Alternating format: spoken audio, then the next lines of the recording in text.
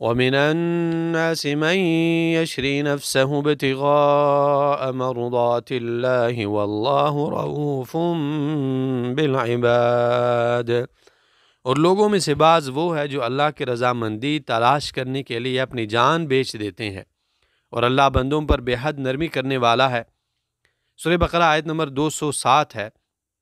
پچھلے آیات میں اللہ تعالیٰ نے مفسد اور متکبر حق کو تسلیم نہ کرنے والوں کا تذکرہ کیا تھا۔ اب اس آیت میں اللہ تعالیٰ اپنے نیک بندوں کا ذکر کر رہے ہیں، جو کہ اللہ سے ڈرتے ہیں، جو کہ مخلص بندے ہیں، جو ہر وقت اللہ تعالیٰ کی رضامندی کی تلاش میں رہتے ہیں۔ ایسے لوگ ہیں کہ تکبر نہیں کرتے، بلکہ اللہ کو راضی کرنے کے لیے اپنی جان تک کی پرواہ نہیں کرتے۔ اور یہ لوگ سب سے پہلے صحابہ کرام میں سے مہاجرین تھے، جو کہ مکے میں اپنے جائیداد اللہ کی رضا کے لیے چھوڑ کر آئے، اپنے جانوں کے نذرانے انہوں نے پیش کیے۔ پھر صحابہ کرام انصار صحابہ کرام ہے، جنہوں نے مہاجرین صحابہ کرام کی اپنی جان اور مال سے ان کی نصرت اور تائید فرمائی۔ اور پھر اس آیت میں ہر وہ مسلمان داخل ہے جس میں مہاجرین اور انصار صحابہ کرام جیسے صفات موجود ہو۔ یا ایھا الذین آمنوا ادخلوا فی السلم کافہ، اے لوگو جو ایمان لائے ہو اسلام میں پورے داخل ہو جاؤ۔ سورہ بقرہ آیت نمبر 208۔ اس آیت میں اللہ تعالیٰ نے ان لوگوں کو جو ایمان کے دعوے دار ہیں ان کو دعوت دی ہے کہ آپ ایمان میں اور اسلام میں پورے داخل ہو جائیں۔ اسلام میں پورے داخل ہونے کا مقصد یہ ہے کہ انسان پورے دین پر عمل کرنے کی کوشش کرے۔ ایسا نہ کرے کہ دین میں اس حصے پر عمل کرے جو انسان کے مصلحت اور خواہشات کے مطابق ہو، اور جو احکام دین کے، جو اوامر اور نواہی انسان کے مصلحت اور خواہشات کے مخالف ہو ان کو چھوڑ دے۔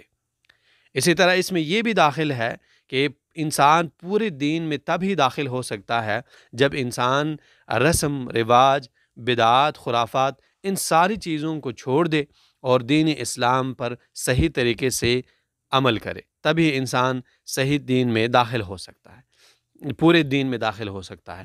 اور پورے دین میں داخل ہونے کا ایک مقصد علماء نے یہ بھی ذکر کیا ہے کہ اسلام کو صرف عبادات تک محدود نہ رکھا جائے، جیسے کہ کچھ لوگ یہ کرنے کی کوشش کرتے ہیں کہ دین کا تعلق بس صرف مسجد کے ساتھ ہے۔ ایسا بالکل بھی نہیں ہے، بلکہ ہمارے دین میں عبادات بھی ہے، ہمارے دین میں احکام بھی ہے، ہمارے دین میں معاملات بھی ہے، ہمارے دین میں سیاست بھی ہے، ہمارے دین میں سیادت بھی ہے۔ یہ ساری چیزیں دین میں داخل ہے، اور یہ ساری چیزیں جو ہے یہ دین کے مطابق کیے جائیں گے۔ پھر اللہ تعالیٰ فرماتے ہیں وَلَا تَتَّبِعُوا خُطُوَاتِ الشَّيْطَانِ، اور شیطان کے قدموں کے پیچھے مت چلو۔ اللہ تعالیٰ فرماتے ہیں کہ پورے دین میں اگر آپ داخل ہونا چاہتے ہیں تو اللہ تعالیٰ نے جن چیزوں کا حکم دیا ان پر عمل کریں، اور جن چیزوں سے آپ کو اللہ تعالیٰ نے منع فرمایا اور اللہ کے رسول نے، شیطان وہ چیزیں جو اللہ تعالیٰ نے منع فرمائی ہے، جو حرام چیزیں ہیں، وہ آپ کے سامنے مزین اور خوبصورت بنا کے پیش کرے گا۔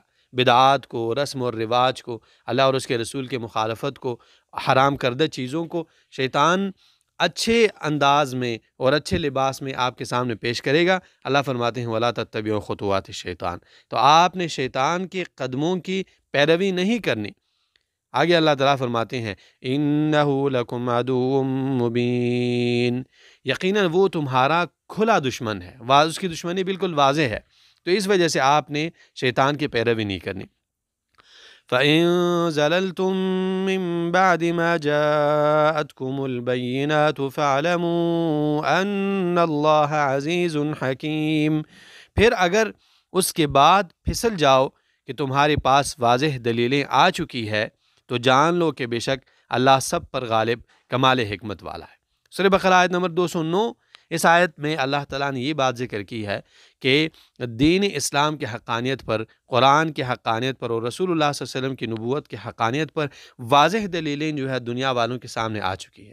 اب ان واضح دلائل کے آنے کے باوجود اگر کوئی اللہ کے رسول صلی اللہ علیہ وسلم اور قرآن اور اس دین پر عمل نہیں کرتا، مخالفت کرتا ہے، حد سے تجاوز کرتا ہے، تو اللہ تعالیٰ فرماتے ہیں ایسے انسان کے لیے قیامت کے دن سخت عذاب ہے، اور یہ اپنے کفر اور اپنی مخالفت کا مزہ قیامت کو چکھیں گے۔ هل ينظرون إلا أن يأتيهم الله في ظلل من الغمام والملائكة وقضي الأمر وإلى الله ترجع الأمور۔